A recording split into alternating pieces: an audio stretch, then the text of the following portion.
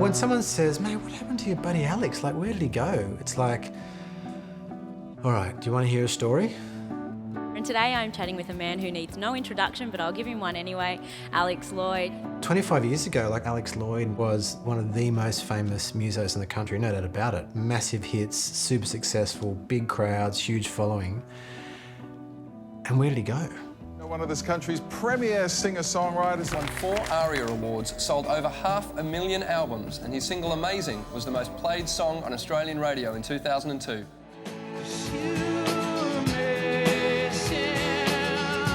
For all of his kind of rock starness, there's a tremendous fragility about Alex, because there's no filter, which is, you know, sometimes uncomfortable for people, but he wears his heart on his sleeve and he's got a big heart. I think he's found a lot of courage in the adversity throughout his life. And, you know, the stress of his reputation being tarnished, he wants to be public about that. He's at a stage now where he can tell Australia the nature of the journey that he's on. I think for him, that's going to be a massive part of his healing. All right, let's get this done.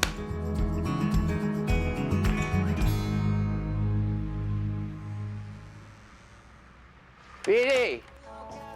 Hey, man. Day!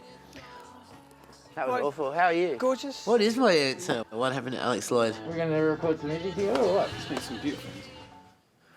I don't know. I've been in the urban wilderness. Oh, I'm walking in dead of night. Came along and turned on the light. When you see Alex sing, you can feel the pain. He's not trying to hide it. Something going on in my mind. It's almost like a quality of his voice. It's like you can feel the dark times that he's walked through. Sometimes the truth is hard to believe. Some of us stay now, some of us leave.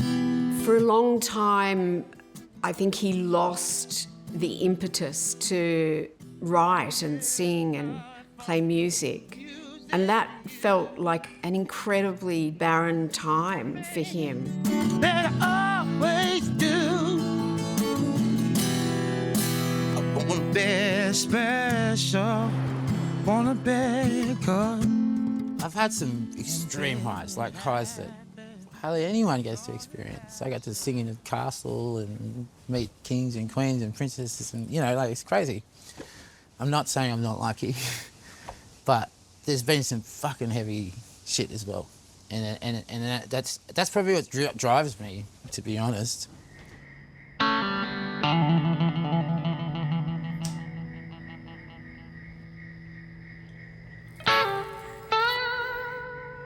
A lot of the demons that are haunting him now, they totally go back to his childhood.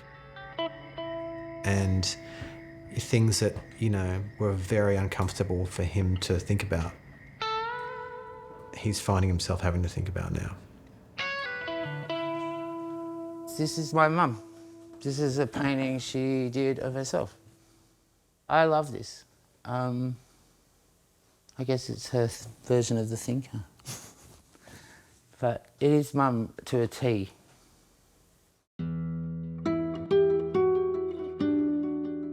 Where do I start with the influence my mother had on me? Good and bad.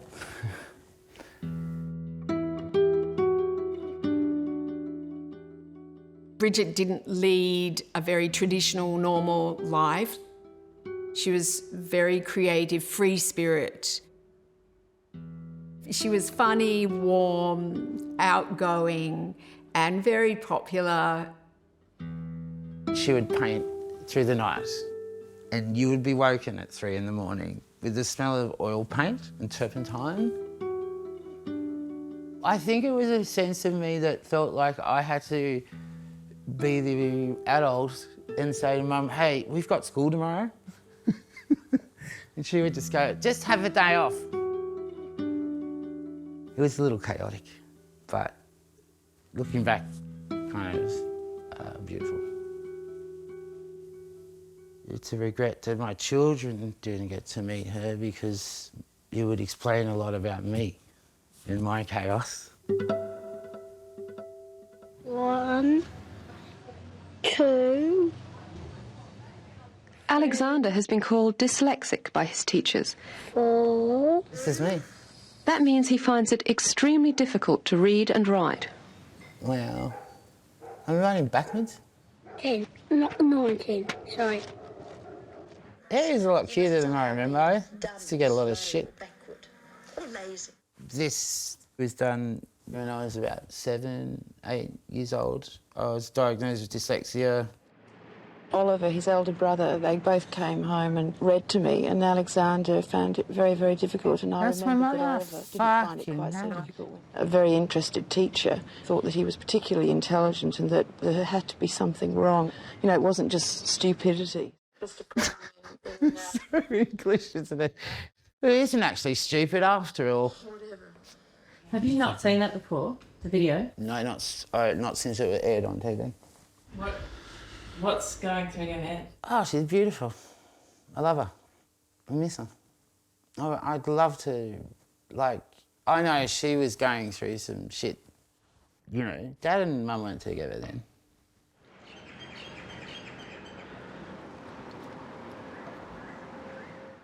So we grew up in Balmain, which is a suburb of Sydney. So this is my old house. That was my room. I had a record player and some Muddy Waters records. After Alex's parents split, his father repartnered and he lived with his mum and his brother. He and his brother Ollie were on their own quite a lot. Then Mum met a guy who was a bit of a prick. Well, he was a binge drinker. Yeah, the wooden floorboards in there, I watched her head get beaten against those. And it's, I don't know, I just want to talk about this because it's something I think people should talk about. Because there's a lot of kids who get fucked up by this. Yeah, so my brother and I, we tried to stop him, but we were too small. You know, she was with him for 10 years. It's kind of messed up. I was a comfort eater, so I was a fat kid, you know, and that's something I've struggled with my whole life. And Oliver, my bro, yeah, he would just like beat on me like about 4 times a week, and we'd, you know, I'd run off and then I'd walk the streets of Balmain singing. When I was down or upset, it made me feel good.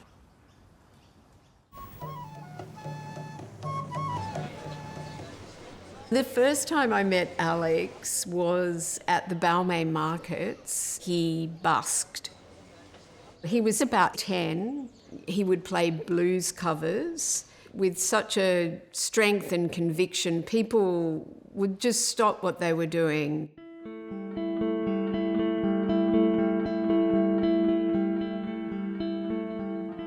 When Alex was 16, he got a phone call saying that his mum had collapsed very suddenly. She had a massive coronary and they split her open and they found all this cancer.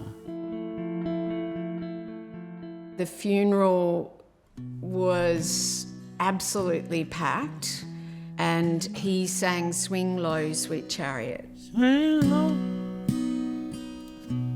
sweet chariot. It just, yeah, it was heart-wrenching. Oh, carry me home. When she died, I became a songwriter. I found music incredibly powerful for solace. It started, you're paying for rusty ball.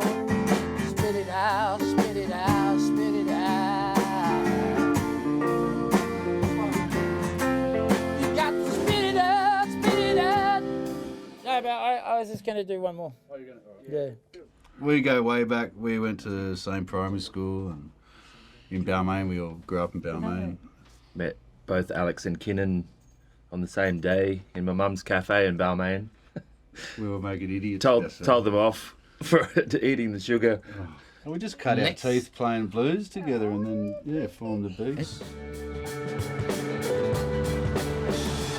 The Beasts were about 15 years old, 16. His voice was just extraordinary. I mean, so many of the older blues bands around and people following them would say he sounded like an 80-year-old black blues guy from the States, you know.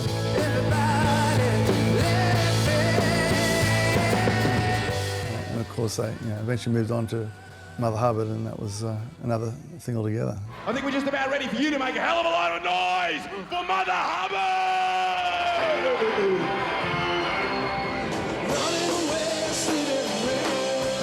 I worked on a music video for Mother Hubbard, and that was where I first met Alex. I mean, I can't ever remember Alex having a house in those, even a rented room to stay in. He was always staying in someone's garage or on someone's couch. He never had any money, ever. I mean, he just lived and breathed music. In the suitcase is all my media, basically, from back in the day. It's just press, bits of press. Look at that square jaw. I'd had a couple of albums, or an album and an EP with Mother Hubbard, but Black the Sun, being my first solo record, kicked everything off. Now he's solo, and this is his debut single as a solo dude. Would you please welcome Mr. Alex Lloyd with Black the Sun? The sun, oh no, look at what we've done.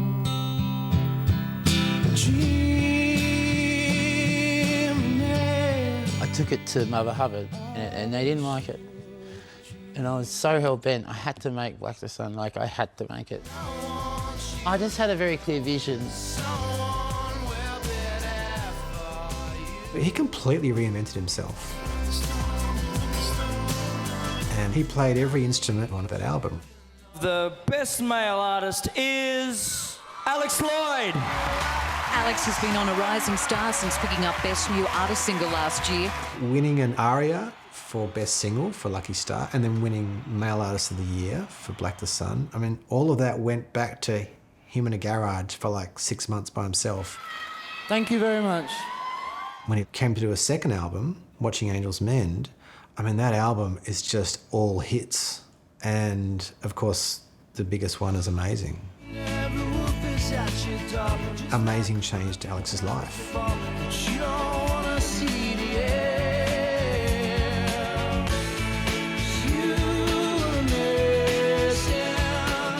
was #1 on Triple J's Hottest 100.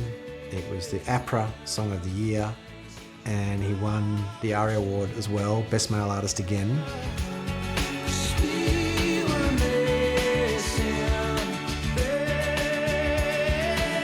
Who have we got on the line there right now? Mr. Alex Lloyd. Congratulations, mate. You've come #1. That's amazing.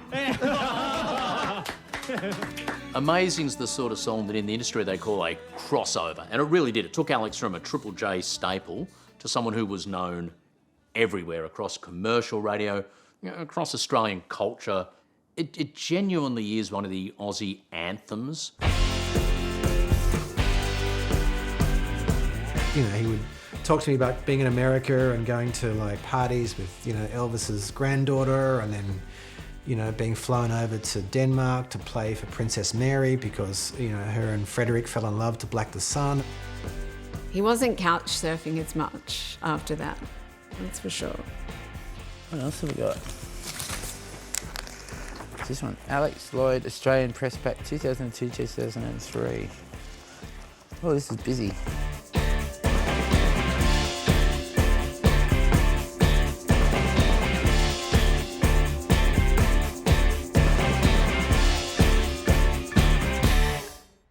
How did you manage that attention? I didn't really. I wasn't very good at it.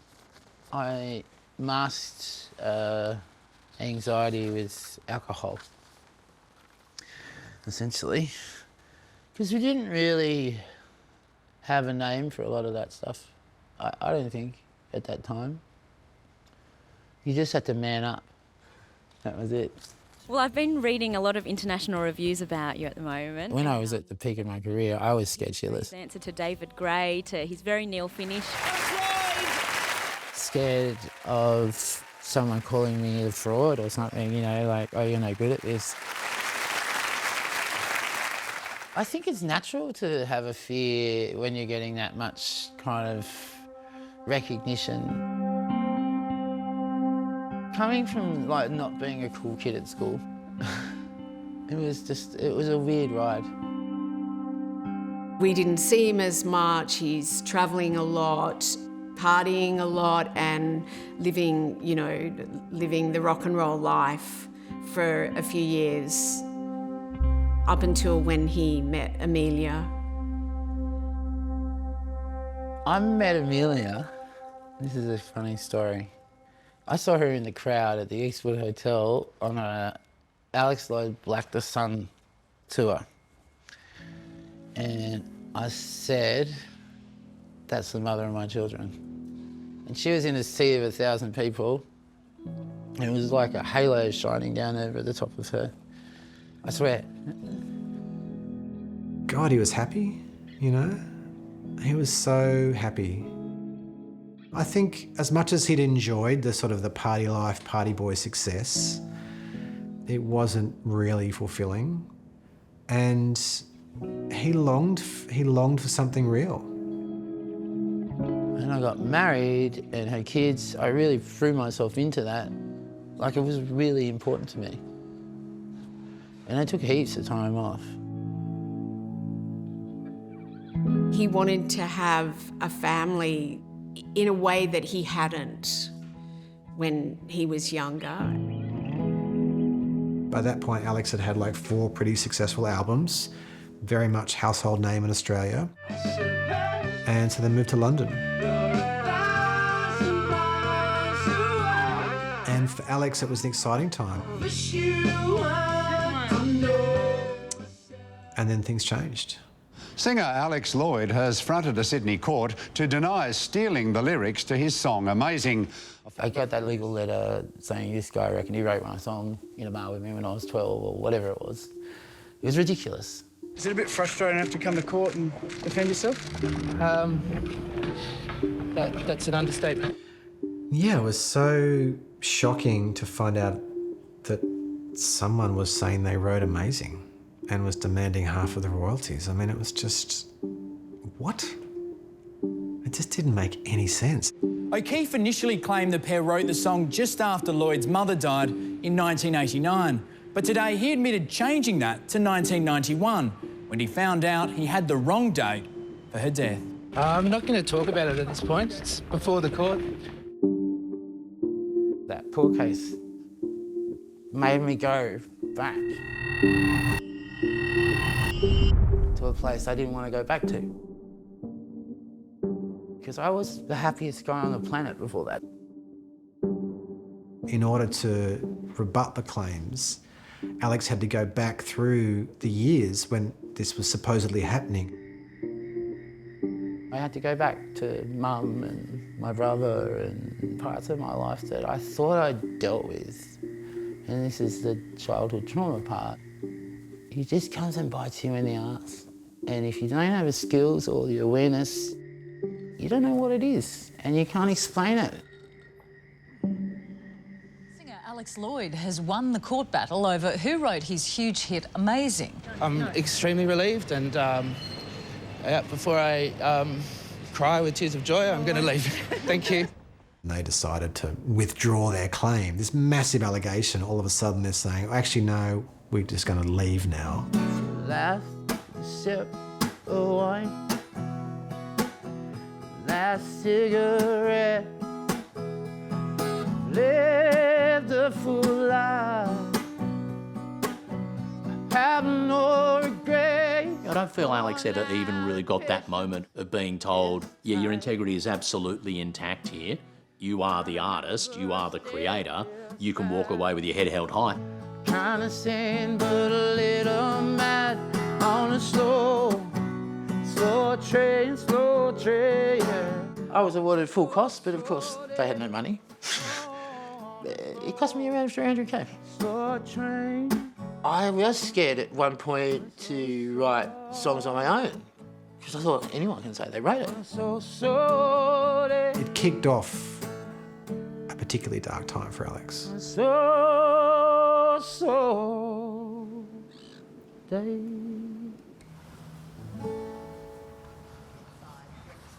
So Alex and I probably first became close friends because we both ended up living on the central coast of New South Wales. Both had marriage breakdowns not that far apart. Do you want to play with a big boy? And I think we found a real kinship in that shared experience. That's what really took us from associates to good friends. It's a deceptively long time. 10 years? 10 years. 10 years we've been playing together? Amelia and I had some amazing years. You know, we travelled all over the world together and for beautiful children. And I'm sorry it didn't work out, but we slowly came apart and I ended up in a place where no one could really help me. The dissolution of my marriage was just devastating. Yeah. Absolutely devastating. And it's taken me so long to heal. Yeah, but you are also slowly getting there. Yeah. It's an ongoing process, mate. It is, isn't it? Alex loves his children more than anything, and not seeing them nearly as much as he wanted to really, I guess, perpetuated his feelings of isolation and depression. I wasn't well, you know, I was putting on more and more weight. I wasn't happy because every Sunday night when they pulled out of the driveway with their mother, I burst into tears. And then I'd drink a lot. It killed me every time they left. Hated it. Hated it.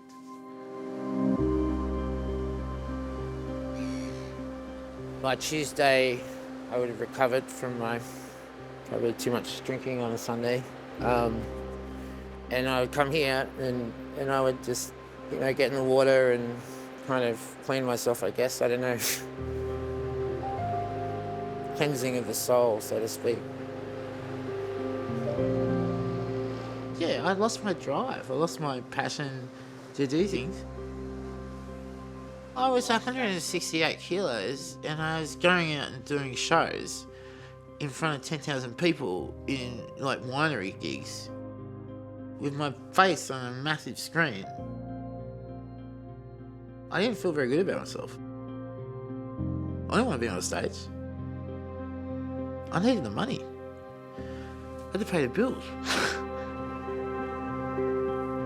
And then he starts talking about this pain, I think neck, shoulder, like I guess years of guitar and equipment and whatever, but it sounded really bad. It's like this was chronic.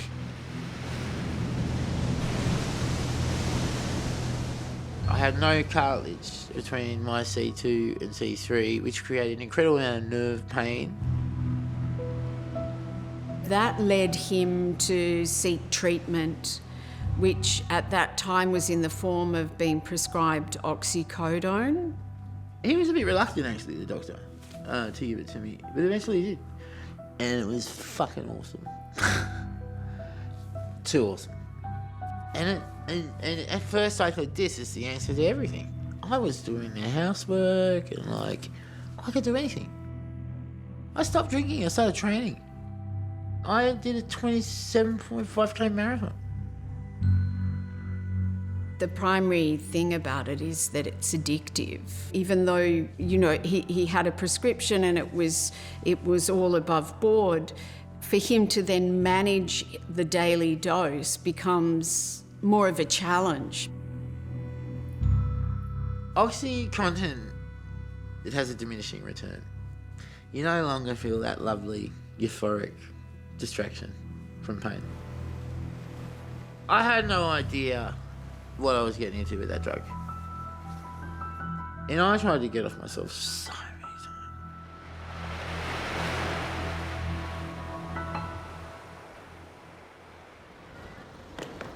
Alligator! Hey, mate. It's the new you. Looking great, Al. Al came up to Brisbane. He'd set up some gigs up here and he wanted a musician. We can practice the choreography in here as well. Yeah, our dancing moves? Yeah. Have you been practicing? At the time, it was apparent that he was on the oxy, but as cooked as he was when I met him, he opens his mouth and I'm just blown away. Something I'm feeling, something that's wrong. It was clearly very difficult for him to get off it, like really, really difficult. Like, apart from the different drug treatments he's tried counselling and surgery on his neck and, you know, lap surgery on his stomach. One thing you say about Alex is he's a determined bastard. You know I didn't want to hurt you. Sometimes he was just in full-blown withdrawal. Be sick or like crying, trying to navigate a tour. And then he just gets up and blows it out of the park.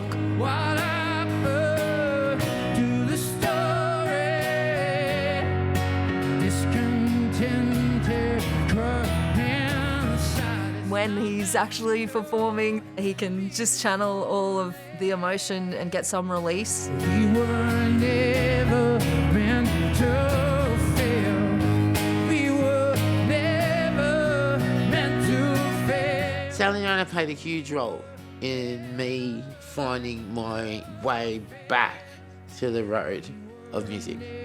And she inspired me to be better.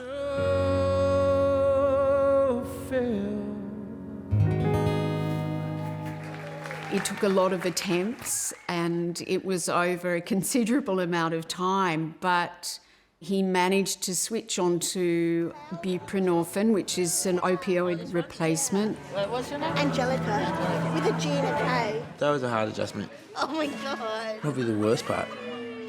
And people saw the worst side of me. But I had the music, I was performing, and that saved my ass. You've got so many beautiful songs. Oh, thank you. I lowered my dose over time, and now I still have to take a little bit just to feel mentally okay. And that's pretty sad. It also ruins your teeth.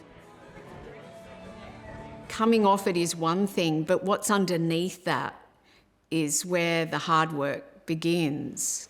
He wants to lean into that. Hi. This is Ryan. Ryan, how are you, mate? Good, how are you? Hey, mate, yeah, I saw your video. This is Alex. And also to work with kids who might have experienced, you know, trauma in their life. Do you feel like music is therapy? Like, Yeah. it's a good form of therapy? I do. Absolutely. Really the best thing to do when you're sad or angry is just to put some music you enjoy on and just sing your heart out. Yeah, man. Yeah.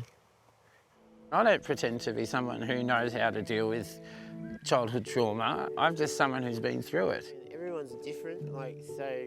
I mean, I got off probably the most addictive drug ever made.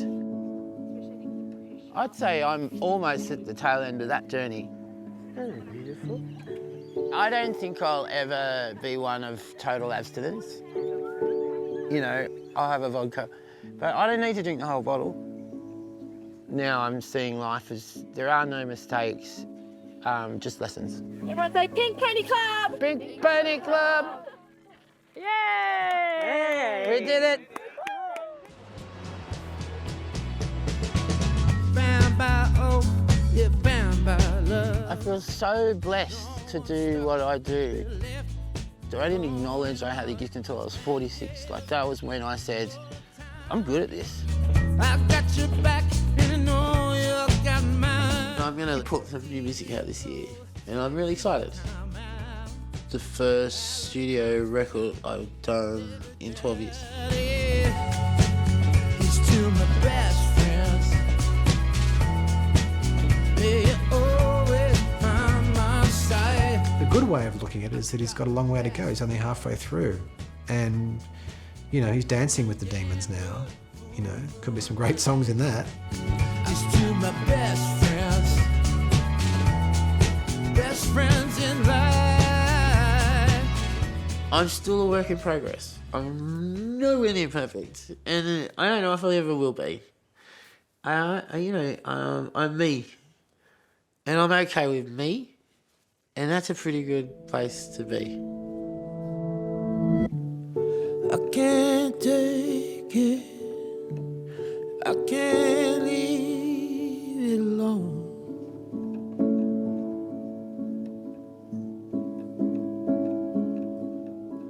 Scratch my surface, go on, make